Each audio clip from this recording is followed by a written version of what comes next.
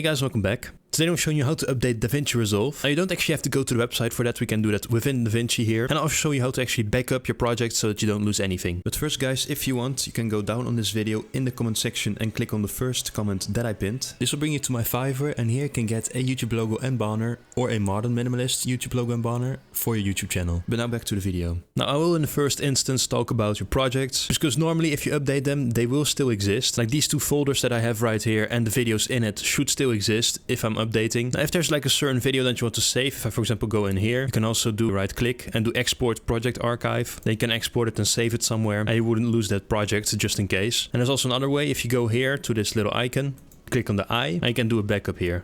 So this is also backup the whole library and all of the files. Once again, you save it wherever you want to. In that case, you can always, of course, then after that, click here, restore, and then you can actually go ahead and select those files that you backed up so that you don't lose anything, just in case. But as I said, in the past, I've always updated DaVinci Resolve and none of my projects were deleted or disappeared or anything like that. But this is just in case you really want to be sure. Now I can just click here to close this again. I'm actually going to go to an untitled project, so I'm going to double click on it. Just for the sake of this tutorial, I'm just going to call this tutorial. I'm just making a new project basically.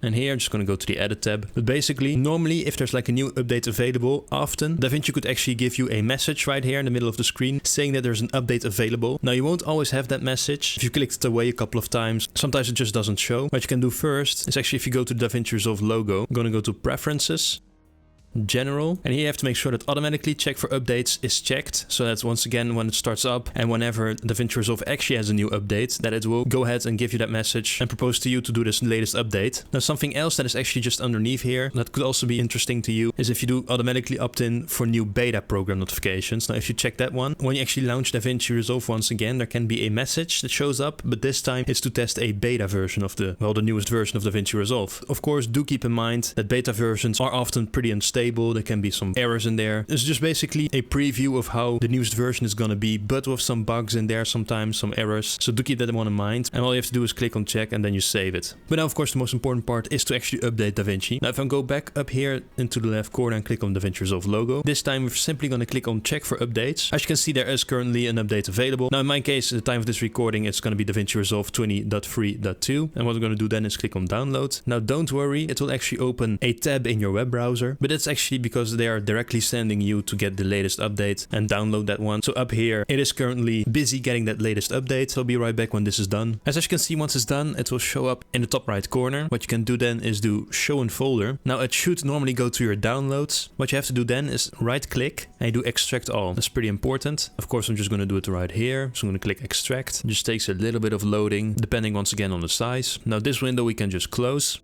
Then within the extracted folder, double click. We're of course just going to run the application, so the setup here.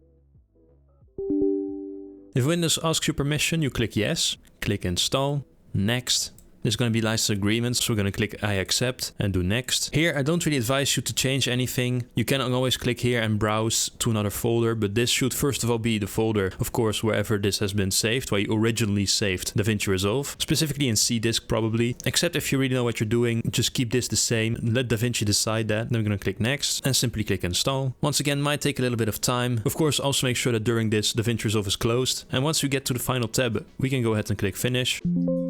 It's going to say installation complete, click OK. So now we can close all of this. It also created a new desktop logo here in case you didn't have that yet. But of course we're going to launch it.